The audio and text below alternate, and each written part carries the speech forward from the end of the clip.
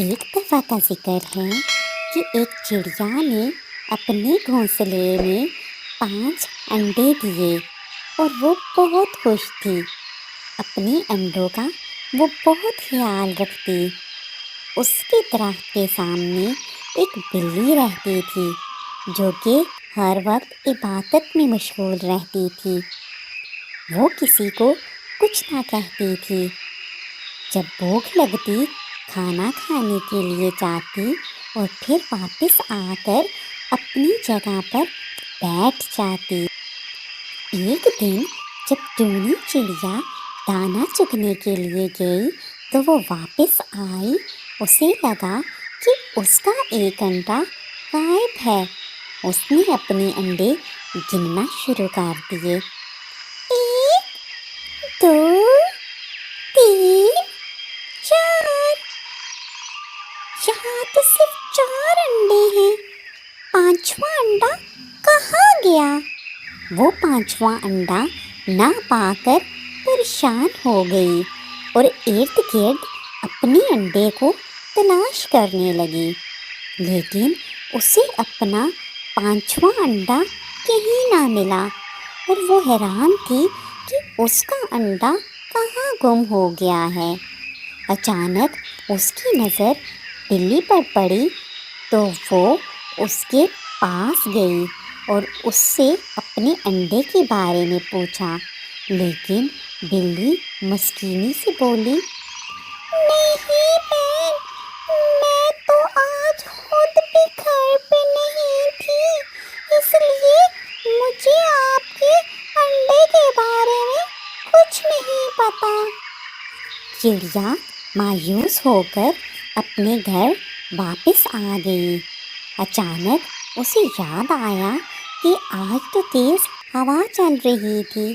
وہ خود سے بولی، ہاں، یاد آیا، آج تیز ہوا چل رہی تھی، ہو سکتا ہے میرا انڈا ہوا میں اڑ گیا ہو، کیونکہ یہ جگہ تو بہت محفوظ ہے اور یہاں کوئی بھی آ کر میرے انڈوں کو نقصان نہیں پہنچا سکتا۔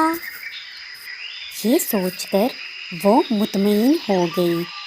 کچھ دنوں بعد جب وہ دوبارہ دانا چگنے کے لیے گئی تو واپسی پر بارش ہونے لگی۔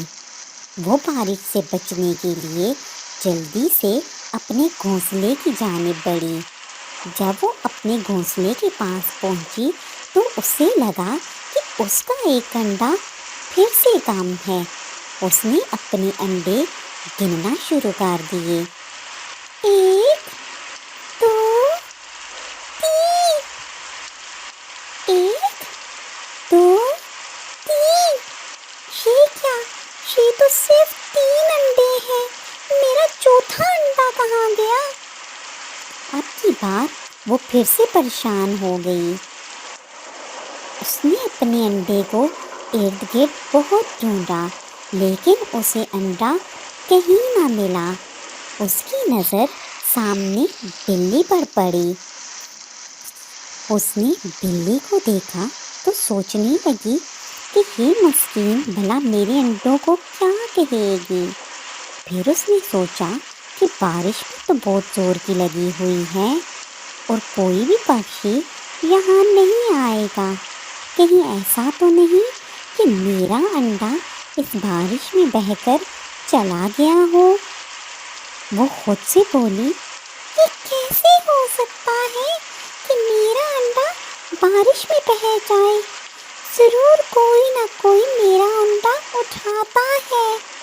یہ کہہ کر وہ سوچنے لگی اور پھر کچھ سوچ کر مطمئن ہو گئی۔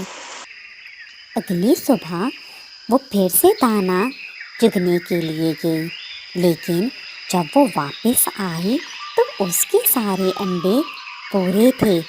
وہ حیران تھی کہ یہ کیا ماجرا ہے۔ پھر اگلے دن جب وہ واپس آئی تو اس کے انڈے پورے تھے۔ کچھ دنوں بعد جب چڑیا نے دیکھا کہ آسمان پر ہر طرف بادل ہی بادل چھائے ہوئے ہیں تو وہ کچھ سوچ کر اپنے گھونسلے سے کہیں اور چال دی۔ تھوڑی دور جا کر وہ واپس اپنے گھر کی جانب مڑی۔ جب وہ واپس آئی تو وہاں بلی کو بیٹھے دیکھ کر حیران رہ گئی۔ ٹونی چڑیا کو دیکھ کر بلی گھبرا گئی اور جلدی سے بولی، ٹونی بہن، وہ ایک پکشی ابھی ابھی آپ کا انڈا لے کر بھاگا ہے۔ میں باقی انڈوں کی حفاظت کے لیے یہاں بیٹھ گئی۔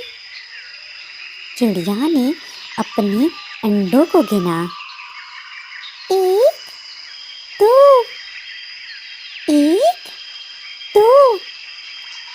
اس کا ایک اور انڈا پھر سے غائب ہو چکا تھا۔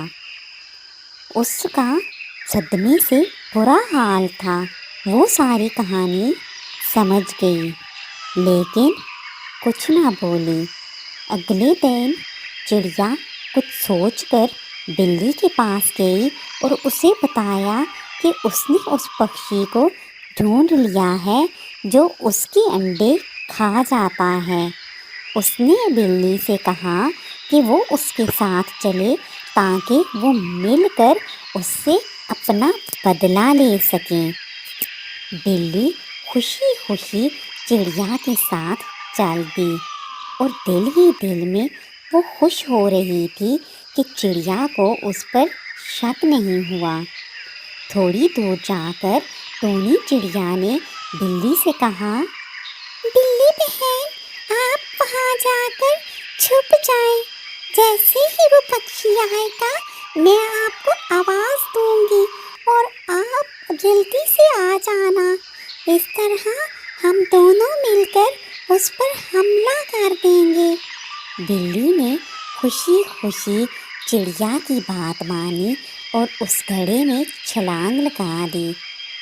جیسے ہی بلی نے اس میں چھلانگ لگائی، ٹونی چڑیا نے وہاں آگ لگا دی۔ اس طرح جتنی خاموشی سے بلی نے چڑیا پر ظلم کیا تھا، اسی خاموشی سے چڑیا نے بلی سے اپنا بدلہ لے لیا تھا۔ اس کہانی سے ہمیں یہ سبق ملتا ہے کہ جیسا کرو گے ویسا بھرو گے، اور اگر ہم اچھا کریں گے تو اچھا پھل پائیں گے، اگر برا کریں گے تو اس کا انجام بھی برا ہوگا۔